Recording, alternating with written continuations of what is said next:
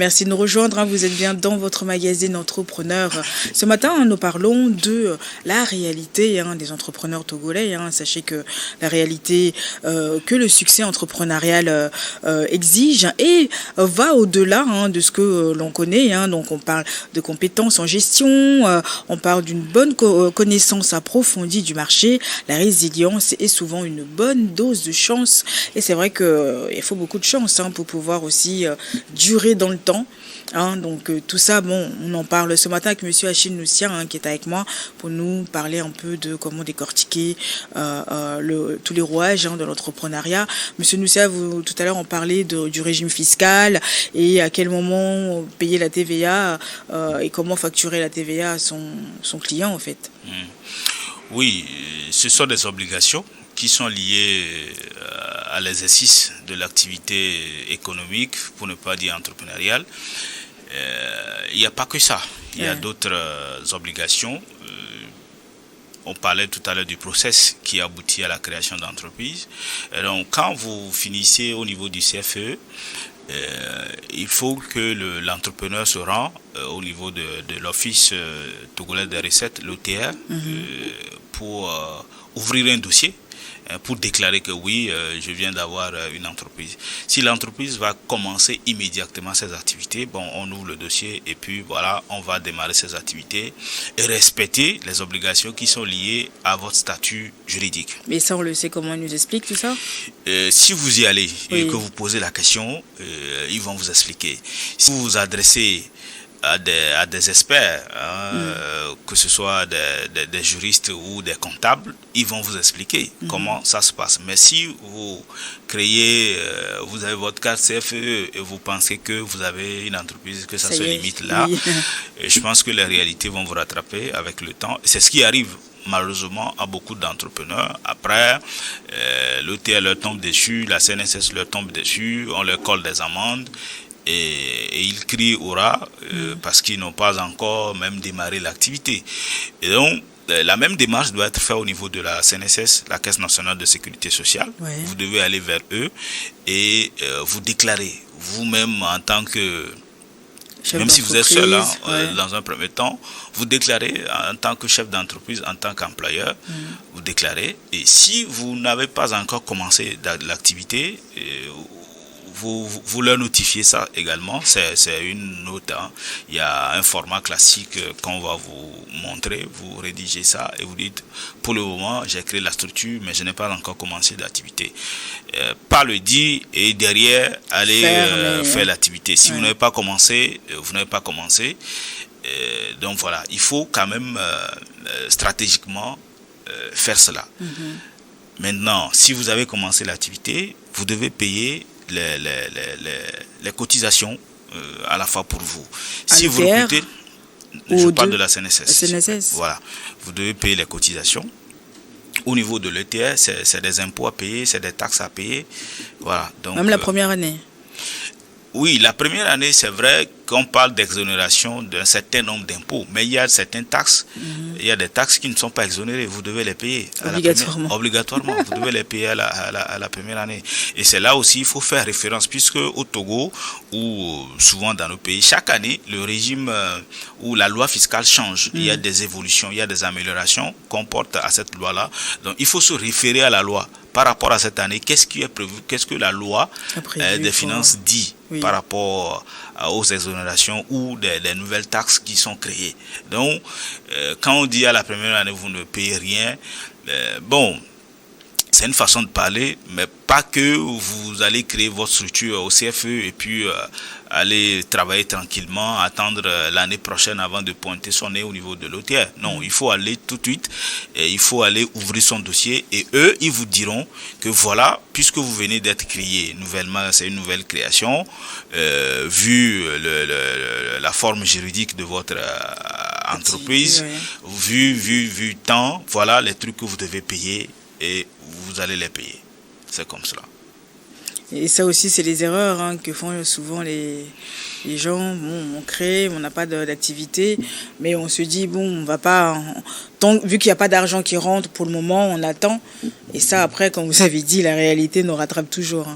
Oui, c'est à la fois des erreurs et puis, entre griffes, la méconnaissance des procédures. Et donc ça nous amène à écoper des amendes auxquelles on peut normalement, si on avait l'information ou si on fait diligence nous-mêmes pour aller vers l'information, on pouvait facilement éviter. Et donc moi j'insiste là-dessus. Quand vous voulez vous lancer dans l'aventure entrepreneuriale, vous devez avoir l'information. Quand vous avez l'information, vous avez le pouvoir. Mais si vous n'allez pas vers l'information et que vous voulez faire à votre tête, on dit nul n'est censé ignorer la loi. Et ce bout de phrase va vous rattraper à tous les niveaux. Donc il vaut mieux s'évertuer pour avoir la bonne information. Même si vous n'êtes pas expert du domaine, allez vers les experts, allez vers des gens spécialisés. Ils sont là pour ça et ils vont vous donner les informations qu'il faut. Mais si vous n'arrivez pas à faire ça aussi, là, je pense que il vous serait difficile de pouvoir véritablement entreprendre sans écueil. Mais beaucoup ont peur aussi de l'OTR. Ça, c'est... par exemple, il y a des secteurs d'activité, bon, quand c'est des jeunes entrepreneurs, ils ont un peu peur de toutes ces taxes et tout ça, parce que surtout qu'il n'y a pas de rentrée. Donc ça aussi, c'est comme vous avez dit, il faut y aller voir pour qu'on puisse aussi voir s'il faut échelonner et tout ça, les paiements. Et après, bon, il faut être en règle. Mais... Oui, je dirais que la peur de l'hôtel, bien évidemment, mais je pense que ça résulte d'un traumatisme collectif qui a eu lieu quand on prend l'histoire des impôts des années coloniales jusqu'à maintenant. Pour le citoyen, les impôts, c'est un truc coercitif.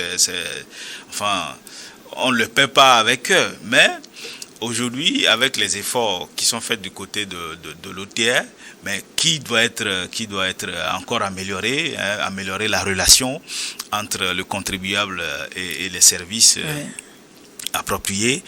Je pense qu'il y a quand même un peu d'effort qui a été fait. Aujourd'hui, on voit l'OTR autrement que hier. Pas tous.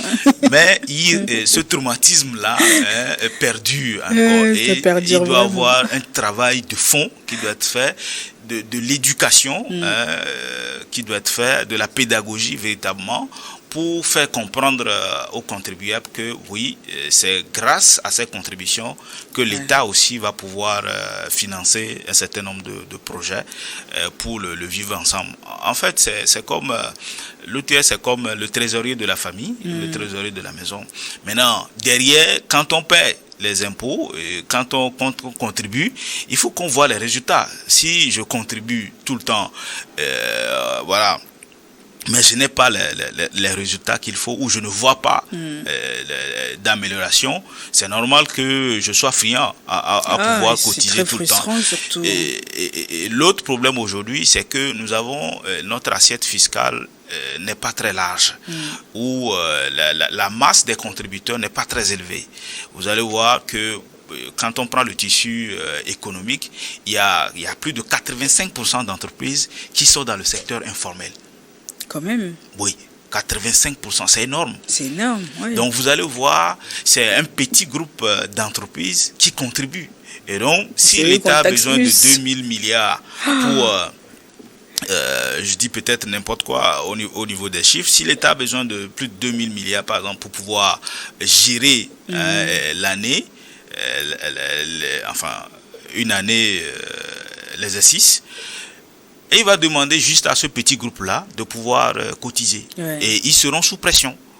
Ils seront véritablement sous pression. Donc, le travail aujourd'hui, c'est d'amener un grand nombre de personnes à se formaliser, à contribuer et ainsi de suite, à alléger les taxes, à supprimer certains d'ailleurs et peut-être à en créer d'autres qui vont permettre de collecter assez de sous. Je pense que ce sont des éléments qui vont progressivement amener le citoyen à développer une bonne relation avec le fisc Mais j'insiste sur l'aspect pédagogie, l'aspect éducation. Et il faut que nos concitoyens qui travaillent au niveau de l'OTR aussi comprennent qu'on n'est pas des ennemis, on est des partenaires. Et qu'il faut des fois aller avec méthode plutôt que de vouloir tout le temps évoluer avec la force brute. Ça ne résout pas toujours le problème. Parce que créer une entreprise, ce n'est pas facile. C'est pas facile. C'est le fait même de se jeter à l'eau, de créer quelque chose, c'est déjà un grand pas. Déjà. Ça doit être encouragé. Oui. Même si c'est la personne de l'entrepreneur qui quitte le bassin des chômeurs, c'est déjà quelque chose. Bien sûr. Et forcément que celui-là, il va créer de la richesse, il va employer d'autres personnes. Donc il va falloir l'inciter, il va falloir l'encourager. Donc voilà, c'est le message que je tenais à passer par rapport à cette question. C'est clair, c'est clair. Et en tant qu'entrepreneur, comment monter son équipe et comment savoir quels sont les bons collaborateurs en fait?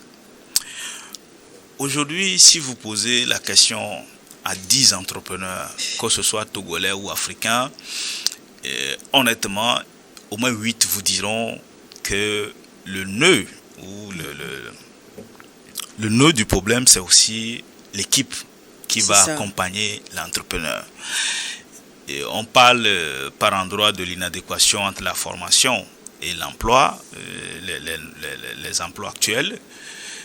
Mais au-delà de ça, il y a ce qu'on appelle la conscience professionnelle ou la culture d'entreprise, ce qui manque cruellement dans nos milieux. Les gens ont en tête cette vision de salariat, de fonctionnaire. Voilà, je vais au boulot, on veut l'argent, on veut la paye, mais on ne veut pas le travail. Et vous avez posé la question par rapport à comment constituer l'équipe. Moi, ma stratégie ou ce que je conseille souvent aux gens, c'est de ne pas tout de suite vouloir recruter des compétences. Mais il faut recruter la loyauté, la disponibilité, l'engagement de la personne. Celui qui doit vous accompagner dès le début, il doit comprendre votre vision, il doit l'épouser. Bien sûr. Il doit s'engager à vos côtés, il doit être loyal. La compétence, on peut l'acquérir, on peut se former, on peut acquérir la compétence. Mais la loyauté, et tous les éléments que je viens de citer, c'est difficile à acquérir. Si la personne n'est pas loyale, n'est pas loyale. Si la personne n'est pas engagée, n'est pas engagée. S'il n'épouse pas votre vision, il peut être hautement compétente, mais il ne fera pas, il va pas vous amener loin. Donc il faut, dans un premier temps, recruter des gens qui partagent votre vision et qui s'engagent indépendamment de leurs compétences, indépendamment de la paie qu'il va recevoir. Parce que au début, l'entrepreneur, je ne suis pas sûr que vous ayez les moyens pour pouvoir payer les compétences qu'il faut. Je ne dis pas qu'il faut négliger les compétences, non, je ne dis pas cela. Il faut en tenir compte. Mais quand on est au début, quand on veut constituer son équipe dès le départ, je ne conseille pas d'aller tout de suite sur des compétences. Parce qu'on a vu des équipes, on met des techniciens, des agrégés et tout autour de ça, mais ça ne prospère pas. Parce que c'est des gens qui ne partagent pas la vision, c'est des gens qui ne sont pas véritablement engagés. Ils sont juste là peut-être pour délivrer une connaissance, pour délivrer une compétence, et ça se limite là. Or, généralement, les projets au début, ont besoin plus que de la compétence. De la compétence, exactement. Ont besoin plus que de la compétence. Maintenant, si vous grandissez, ne restez pas crispé sur les gens loyaux. Il faut recruter de la compétence, il faut recruter des techniciens pour pouvoir porter le projet à un certain niveau. Voilà. Et comme tout à l'heure on parlait de salaire, mais à partir de quand un entrepreneur peut se payer lui-même son salaire? Très belle question. Et à partir de quand un entrepreneur peut se payer du salaire? Je dirais que quand la structure aura une stabilité financière, cette capacité de pouvoir supporter les charges de l'entrepreneur, en ce moment, l'entrepreneur peut se payer un salaire. Mais il faut le prévoir dès le départ. Il faut avoir une idée. Tout ça, c'est dans les business plans. Oui, ça doit être dans le business plan, ça doit être dans vos plans stratégiques. Oui. Il faut prévoir un salaire pour éviter de confondre la caisse de l'entreprise à votre poche. Ce qui arrive généralement, et ce n'est pas aussi alarmant que ça. Ce qui est alarmant, c'est le fait de demeurer là-dedans. Bon, je le dis, ça va peut-être choquer des gens, et peut-être vous y compris. Parce que si nous prenons le contexte togolais, que je connais mieux, la plupart des jeunes entrepreneurs qui viennent à l'entrepreneuriat ou qui créent leur entreprise, ils sont dans un premier temps dans un souci de sortir du bassin du chômage, comme je le dis. Ouais. Ils veulent se donner, ils veulent se nourrir. N'ayons pas peur des mots, disons-le comme ça. La personne veut se nourrir dans un premier temps. Et ce faisant, il ne peut que confondre la caisse c'est ça. À sa poche. Mais je ne dis pas que c'est une chose normale, mais c'est ça la réalité, puisqu'on parle de la réalité des entrepreneurs togolais. Parce que si c'est pour attendre que ça soit bien stable avant, lui aussi il a besoin de vivre. Il a besoin de vivre. Ouais. S'il ne vit pas, comment l'entreprise va évoluer? Parce qu'au début, il est à la fois un producteur, comptable, commercial, marketeur, communicateur. Il est tout, secrétaire et tout, à la fois, au début.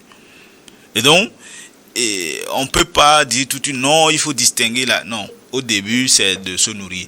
Mais c'est le fait de perdurer dedans. Si après, au bout de 5 ans, au bout d'un certain nombre d'années, et que vous confondez toujours la caisse à votre poche, là, ça pose un sérieux problème. Ça pose un sérieux problème. Donc, stratégiquement, il faut savoir évoluer.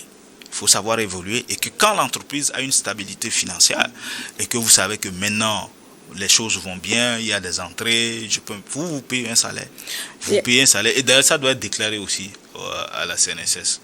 D'accord. Ouais. Mais et ceux qui, déjà en premier temps, c'est la voiture, voiture haut de gamme, vraiment, c'est...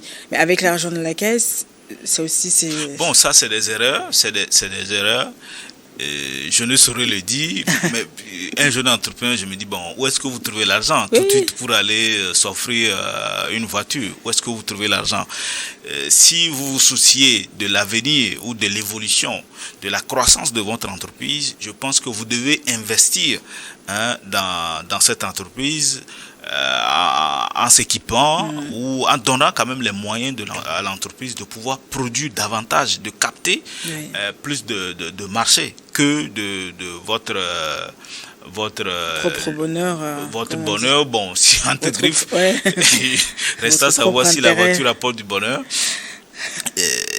Il faut en tout cas accorder de la priorité à l'entreprise, le faire grandir, voir l'entreprise comme votre enfant et le faire grandir à un certain niveau avant de vouloir s'offrir un certain nombre de choses qu'on peut appeler confort. Mais si vous le faites tout de suite parce que vous générez quelques millions et vous pensez... Non, une voiture, c'est un passif. C'est un passif. C'est un passif. Si vous investissez les premières années de vos gains dans des passifs, vous n'allez pas pouvoir prospérer. Il faut aller plutôt vers des actifs. Il faut identifier les actifs et investir là-dedans. C'est ce qui va vous ramener, va vous amener au fil du temps à avoir suffisamment de moyens, à vous offrir ce que vous voulez. Et puis surtout privilégier les salaires de ces collaborateurs. Puisque tout à fait. Les collaborateurs font partie sont même le pilier. Si vous ne payez pas les gens, ils ne viendront pas travailler. Ils ne viendront pas travailler. Donc, il faut les payer. Et pour nous autres, c'est la priorité des priorités. Déjà, le 15 du mois, là, ça gratte la tête. Il faut penser déjà à la fin du mois. Mais la bonne nouvelle, quand vous avez des prévisions, bon, déjà en début d'année, avec votre plan d'action, vous avez une idée de la masse salariale que vous allez avoir au cours de l'année, parce que ce sont des charges fixes. Vous allez avoir une idée là-dessus. Chaque mois, il faut avoir en tout cas des prévisions par rapport à ça, le mettre de côté, avoir une trésorerie qui vous permet de pouvoir assurer l'exploitation. Donc, mais si vous n'avez pas de prévision, c'est en ce moment que vous allez aller d'improvisation en improvisation. Dans tous les sens, ça va vous stresser. Un petit mot de fin, Monsieur Noussia, pour ceux qui aussi souhaitent entreprendre et qui cherchent des solutions et ne savent pas par où passer pour aller faire sa création. Non, je dirais en mot de fin que si vous voulez créer une entreprise, prenez le temps de vous préparer prenez le temps de vous organiser. Allez à l'information, recherchez les informations. Aujourd'hui, nous avons pas mal de structures qui sont là et qui donnent de l'information. Nous avons les mécanismes de soutien à l'entrepreneuriat, nous avons les incubateurs, il y en a un peu partout aujourd'hui. Vous pouvez checker sur Internet, vous allez en trouver. Allez vers eux, il y a des cabinets comptables, il y a des cabinets des juristes. Allez vers eux, posez-leur des questions, renseignez-vous suffisamment avant de vous lancer. L'entrepreneuriat, ça ne se fait pas sur un coup de tête. Ça ne se fait pas sur un coup de tête. Si vous n'êtes pas véritablement préparé psychologiquement, financièrement et spirituellement, vous n'allez pas pouvoir évoluer. Vous allez rencontrer d'obstacles sur votre chemin. Ouais. Parce que ça fait partie du processus, ça fait partie du parcours. Armez-vous de courage, renseignez-vous, soyez ouverts d'esprit, levez toutes les limitations que vous avez par rapport à l'entrepreneuriat, par rapport aux finances, par rapport à l'OTR, allez vers l'information. Et Dieu aidant, vous allez pouvoir évoluer. C'est une aventure très gratifiante. C'est difficile, hein? Je ne dis pas que c'est la vie en rose. Dès que vous commencez à entreprendre, voilà, tout va baigner. Ouais. Pour vous, non. Il y a de la difficulté sur tout le parcours. Mais vous devez être résilient. Vous devez vous armer de courage pour pouvoir avancer. Et une fois encore, Dieu aidant, vous allez pouvoir tirer votre épingle du jeu et contribuer durablement à l'évolution de la société. Et oui, il faut beaucoup de courage et surtout de la persévérance. Il ne faut pas baisser les bras, mais comme il a dit, aller à l'information, c'est très important. Merci beaucoup à Yves et Stéphane à la régie et merci à vous tous qui nous suivez chaque semaine dans cette émission. On se retrouve la semaine prochaine. Bye bye.